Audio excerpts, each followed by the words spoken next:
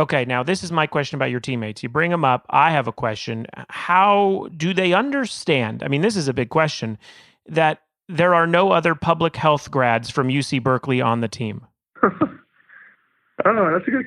Is that a question? I I mean, don't. I'm being honest because here's the thing, right? I'm on an Olympic swim team.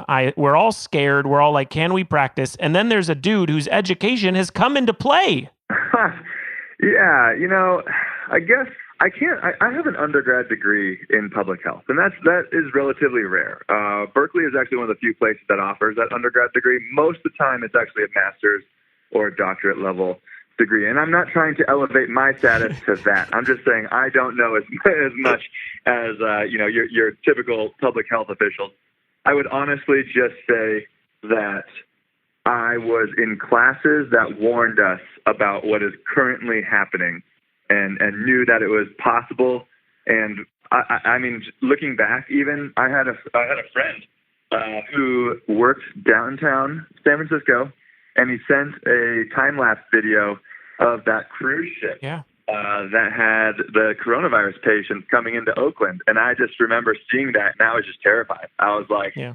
this is it. Like we are introducing this into our population, and I hope that it's going to be managed properly. And as we look back, unfortunately, it wasn't, and there's certainly a lot of lessons to be learned there. But yeah, I think I probably had my alarm bells ringing a little bit before most people. Yeah, I could only imagine. I was a international relations minor for a second, and it wasn't something that I like really truly wanted to get into, but I was so interested in it. And we had one professor back in God, 98. And I even like emailed my parents. So I was so like happy that I had like recorded it down. But he goes, in the next 4 or 5 years, we're gonna have some crazy terrorist attack from Osama bin Laden. And I didn't really know who Osama bin Laden was or anything. So I'm freaking out there. And then as soon as the terrible 9/11 happens, I even my parents were like, that guy told you.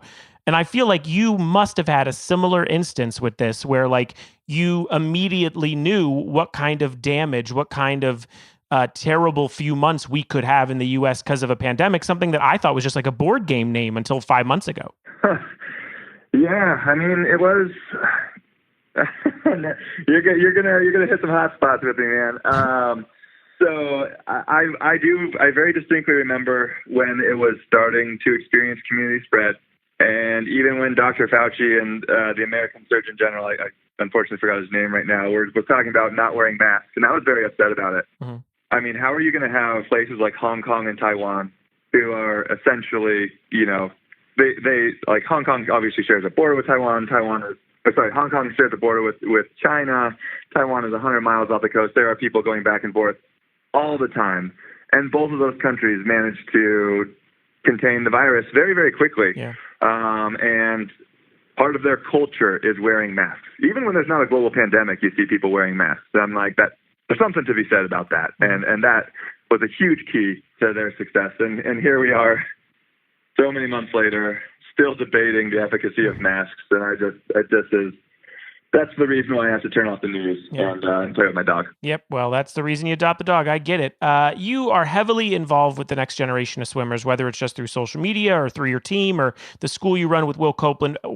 As far as training for the Olympics in 2020, you're a bit of a veteran now on the team. How do you help them, the younger guys, keep the momentum they had before the shutdown? That's a very individualized question. Mm-hmm. So there are a lot of different ways that people are motivated, and watching like my teammates and trying to just maybe create some reframes in their mind, looking at the next year as an opportunity rather than a burden, Mm-hmm. or trying to figure out how to get them, get the most out of them in practice by racing them, this or that, or, knowing that they're on a great track and they don't need any of my help. Like I could only really hurt them. You've got to really get to know a person, or your teammate before you try to, intervene in any way.